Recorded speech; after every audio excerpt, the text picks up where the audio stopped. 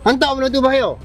Pak Mat kalau yo pun marah. Pokok dah habis lah tu. Pendek dah.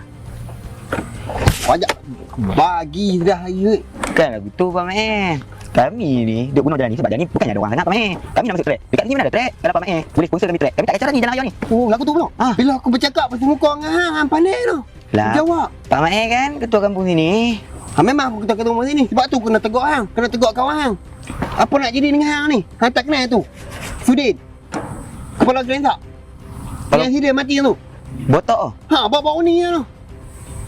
Ha. Ha. Hang nak jadi macam tu. Ni. Aku nak pesan hang, barang motor ni hang boleh beli. Apa yang hang minat pipi dah kedai tu. Kedai Litani ke kedai mana ke taman mana hang boleh beli. Tapi nyawa hang tu. Ni kalau putus jari, patah ke hidung sengit ke, boleh pergi berbaik. Ha, ada je kat awal.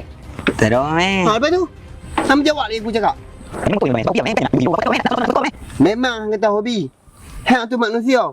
Ni motor ni harta benda. Hang sayangkan ni apa diri hang dulu bukan sayang motor hang. Motor ni boleh perbaik, hang tak boleh perbaik.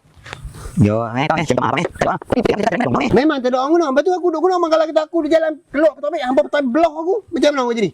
Pak Mat tengoklah kami. Hang tengok lepas tu aku punya sakit yang ada. Hampa tu orang muda hampa sanok orang kata macam tu.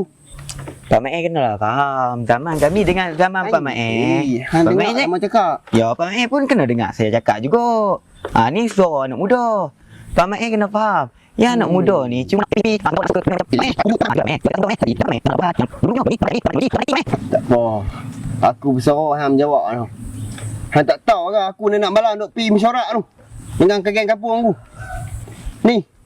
Lepas sampai cok hang ni tak sansing jalanan. Sekali dengan hang pada kami cuma tutup mulut je. Aku ni tak nak cakap macam mana. Tapi sampai satu masa, satu tahap aku bagi tahu juga hang bawa hentau. Tak silap motor ni pun hang tak boleh naik. Pak Mat jangan macam tu. Ha. Hang nak buat sanok. Hang pesan sama kat member hang tu yang naik motor AC biru tu. Yang nak buat sansing sama tu. Aku bakar motor hang. Hang tunggu dengan aku. Jadi apa-apa pun tanggung benda ni. Sansing jalanan kono sansing tek kucing kampung ni saya. Hui.